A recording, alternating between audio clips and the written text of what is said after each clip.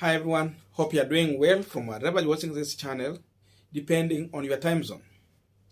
Now, Ruto had promised to announce his running mate today in the morning. The venue was at Karen. Up to now, everyone is guessing because Ruto has not finally announced his running mate. The journalists have been kept at Karen outside, waiting for that hour to announce the running mate. Leaders have been walking in and walking out. But up to now, there's no white smoke at Karen. And I'm just wondering on how Kenya Kwanza is organizing themselves. Because in the real situation, if Ruto was seriously going to announce his running mate today, then the best thing he could have done to make news and to make it look like national, not like a government project, because remember, Karen is government residence and official residence for the deputy president. The right thing Ruto was supposed to do was exactly what NASA did in 2017. Get somewhere to a rally, kama ni Jacaranda, Kasarani, or somewhere within Nairobi. Call for a huge rally. Then in that event, the first thing Ruto will need to do is to announce the lineup. Because he's going to be the presidential candidate, then he should give someone a mandate like Musalia Mudavadi, just like in NASA, to unveil the lineup of Kenya Kwanza. So that in that event, they will mention the running mate to William Samoei Ruto, and it will not be William Ruto, someone else, because you need someone to endorse you. Then, after announcing that, they can announce the lineup if really they have those positions that we have been seeing leaked in the media of the Prime Minister and those other positions they are saying they're going to share. Because NASA did that in 2017. The lineup was open. We knew so-and-so is going for this. And everyone within that coalition and those who are willing to support the coalition, they were doing it when they know what it was for their people in their region, leaders, in quotes. But I think Ruto might get it wrong if he's going to do this at Karen. So I want you to listen to Honorable William Kabogo, the former governor of Kiambu, when he was trying to respond to some questions from the journalists. And after that, we will continue with this conversation. Listen to him shortly. Because according to Kabogo, people are just sitting in Karen. There's nothing much going on. Kuzungumza Kenya. Tunazungumza Kenya, sio mambo ya deputy peke yake. Nilisikia kwamba mheshimiwa umeteta kwamba hamjakuwa included kwa wacha siasa bana. Unaenda afadhali mniruhusu niende bana. Governor, you seem disgruntled. Are the talks so complex? No, I am super. What do you mean disgruntled? Wewe mimi najua story zako. Nyinyi mnataka nijicommit kusema mambo sijui. kweli. What exactly is happening? Wallahi sijui. Now here this morning.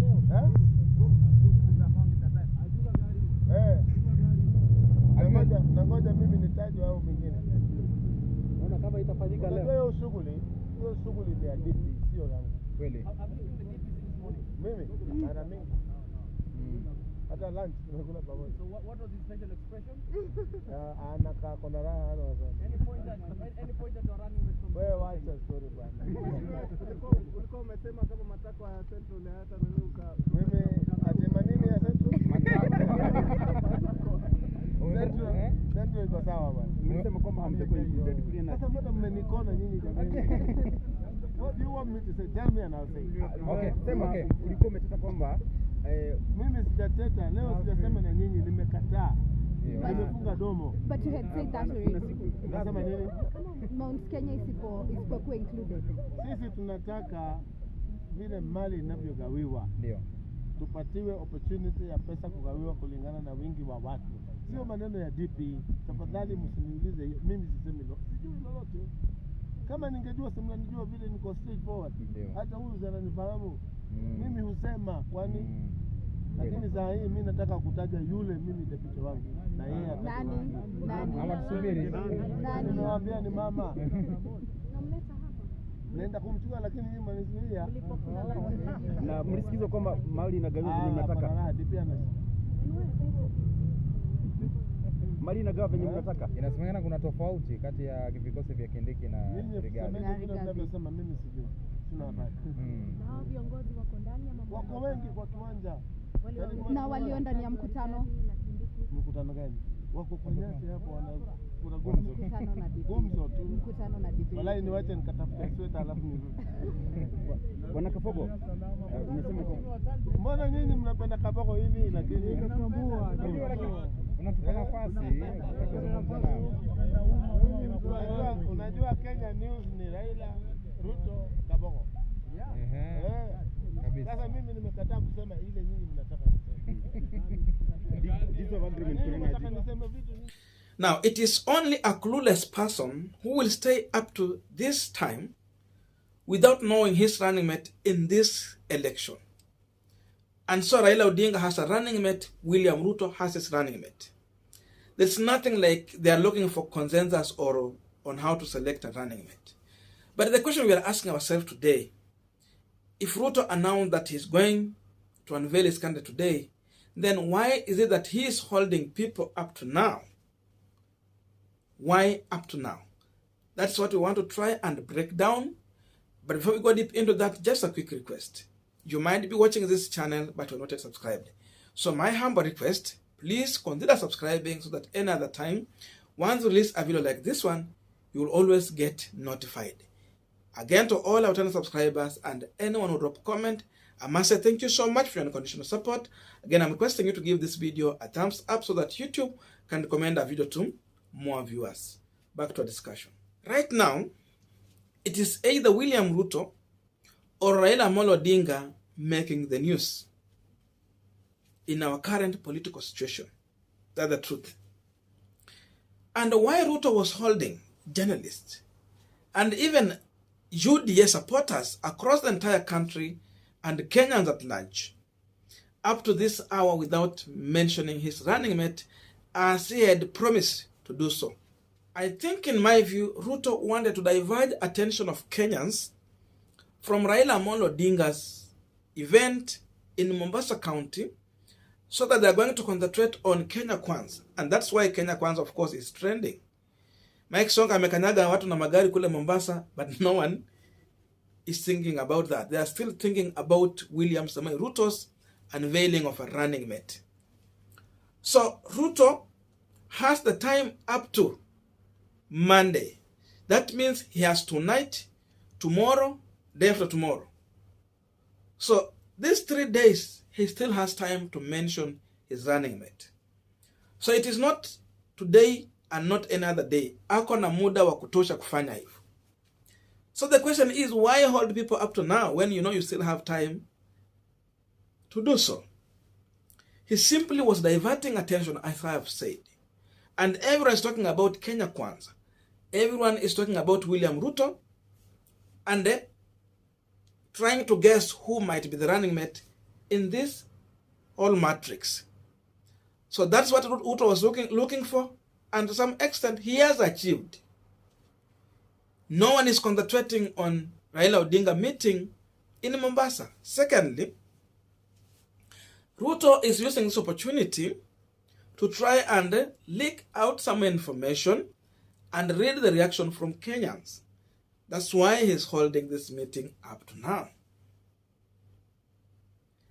Who leaked out the name of Rigathi Gachagua? Who leaked out the name of Kithure Kindiki? Why not Alice Wahome? Why not Anne Waiguru? And why not Ndindi Nyoro? Why narrowing down to 2 names and they are already in social media? It means Ruto is allowing room to leak out some of this information, read reaction from Azimio side, read reaction from the UDA and Kenya Kwanza at large, and read the reaction from Kenyans, so that he can know how he's going to approach this situation when he will be unveiling his candidate. That's what he's looking for. He knew he might not do it today, or he will do it at night. That one he knew. But it's killing time. Inasmuch there is disagreement, those disagreements cannot change today William Ruto's decision. Unless if it was coming 2-3 months earlier. But as of now, I don't think if there's anything that is going to change from the person he has settled on as his running mate.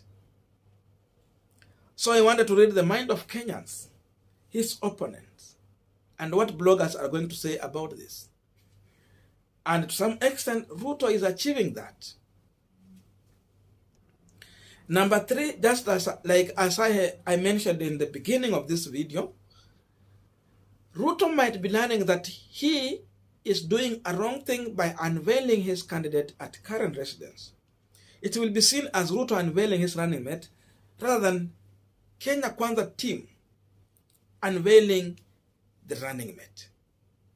Maybe Ruto is realizing that he needed to do this thing somewhere else in the town,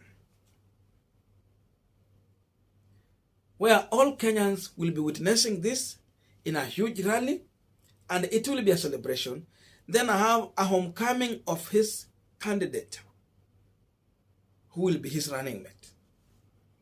So he's learning maybe this thing was supposed to be called publicly and have a public gathering, then do the announcement, let someone else lead the announcement, when they will be officially unveiling Williamson, because they have not yet officially unveiled their team. Even Azimio, they have not yet. I know Raila Odinga is planning to have a huge rally, and in that rally, the Azimio is going to unveil Raila Odinga as the presidential candidate. They are going to unveil his running mate, and any other position, just in case they will be there. Lakini najua zitakuwa vitu kama the prime minister, 2 deputies. Akina Gideon Moi wanangojea kupata kitu, because uko Rift Valley kama mambo inaharibikia hao. So Ruto might be learning that he will need to do this thing somewhere else, but he don't want to communicate now. So he want to keep people guessing, but he might change his mind to give a later day, maybe on Sunday or Monday. Again, number 4, there is a possibility that Ruto might announce this running mate tonight. That's why you see leaders are walking out to go and prepare, then come back. Because even Kabogo has promised to come back. He has told us there's no meeting going on. People are just in the field at current residence. So he's coming back. That means they might have to rethink on how they're going to expand that executive. He has a running mate, but they have to deal with the issue of maybe introducing in the 2 deputies just to massage the egos of politicians in this country. Watu wa Mount Kenya wamekuwa wakiuliza, what is in this arrangement for us? Return for our agriculture. They have, he had already mentioned all those things. Return for their coffee, for their tea and everything. But they are looking for position. That's why people have been demonstrating all over. That is why. So maybe he will think to say, okay, Mount Kenya, deputy.